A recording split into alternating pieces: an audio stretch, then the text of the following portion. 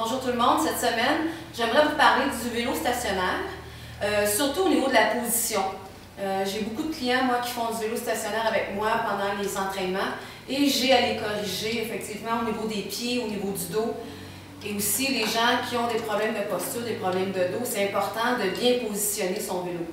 Donc, la première chose, si vous remarquez au niveau de la jambe, lorsque je suis en extension, c'est important que le pied soit plat et non pointé. Donc, le pied doit être plat et je dois avoir une petite flexion au niveau du genou. Alors, je ne veux pas avoir complètement la jambe en extension ni en hyper-extension. J'ai une petite flexion du genou. Donc, c'est important, pied plat, petite flexion du genou. Maintenant, au niveau de la posture du haut du dos, alors ça, c'est personnel à chacun parce qu'il y a des gens qui n'aiment pas être trop près du vélo, il y a des gens qui aiment être un peu plus loin.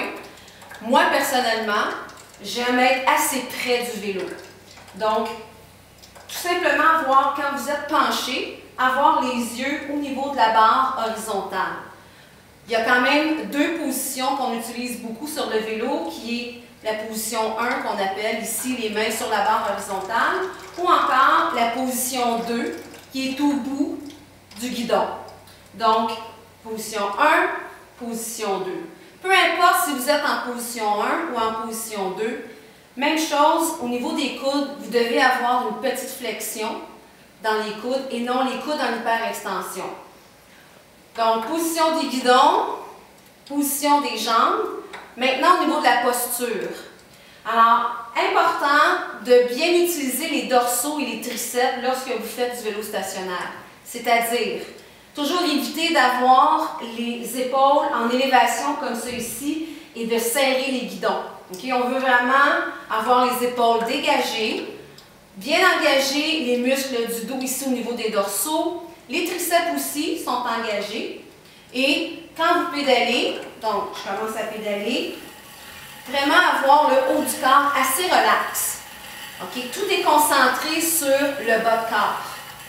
Donc, vous voyez, mon pied reste toujours plat. Donc, j'évite de pointer le pied comme ça ici.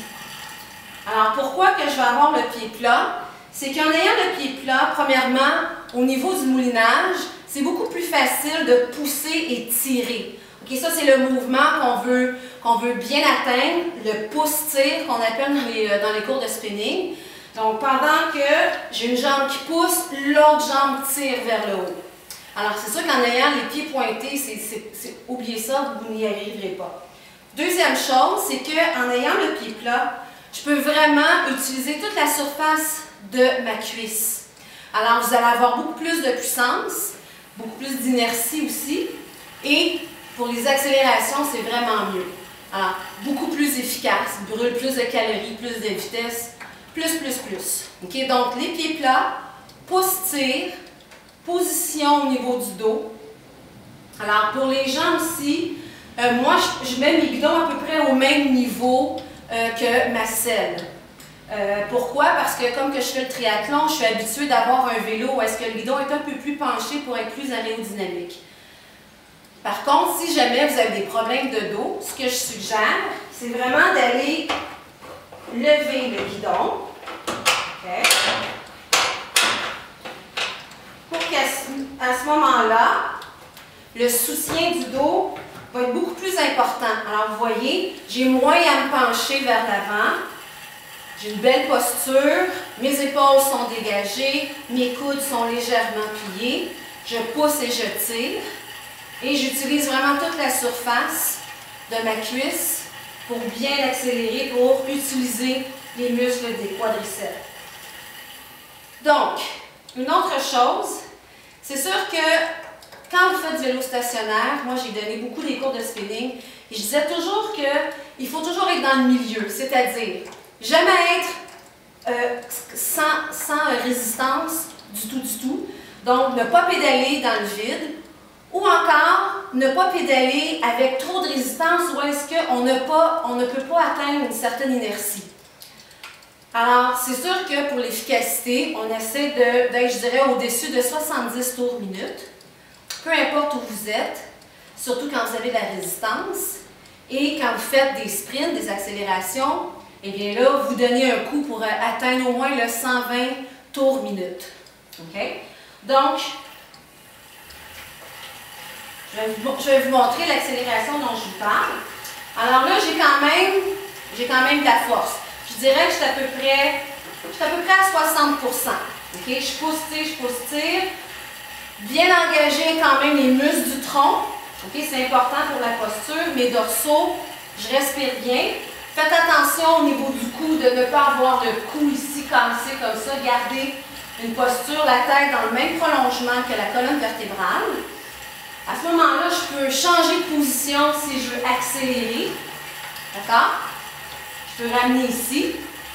Si jamais vous voulez vous lever de la selle et accélérer, à ce moment-là, c'est important de mettre un peu plus d'intensité pour ne pas être dans le vide.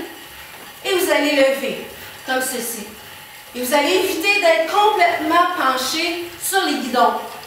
Vous allez utiliser les muscles des fessiers et des cuisses. D'accord? Toujours les pieds plats. Et vous redescendez et vous continuez le même rythme ou encore une accélération. Donc, les pieds plats, les genoux, légère flexion. Au niveau du dos, avoir une belle position, la tête dans le prolongement de la colonne. Les coudes, toujours une petite flexion. Les épaules loin des oreilles. On engage bien les muscles du tronc. Pensez toujours au mouvement pousse-tire, pousse-tire. Les pieds sont plats. Quand vous faites votre moulinage, vous allez vous imaginer comme si vous étiez en train de glisser sur de la pluie. Okay? C'est vraiment le mouvement qu'on veut. Alors, c'est un mouvement pas tout à fait de haut en bas, mais c'est un petit peu ovale, je dirais. Okay? Pour vraiment aller chercher une belle qualité de moulinage. Faites-vous des intervalles. Donc, toujours attention de ne pas être complètement dans le vide. Okay? Toujours avoir une certaine résistance. Et si vous voulez mettre la résistance et travailler en endurance musculaire, eh bien là, à ce moment-là, ne mettez pas trop de résistance pour que vous puissiez quand même garder un certain momentum. Il faut garder un bon rythme par minute au niveau de l'inertie. Donc, super important. Vous buvez de l'eau, vous respirez bien. Et je vous vois la semaine prochaine. Merci.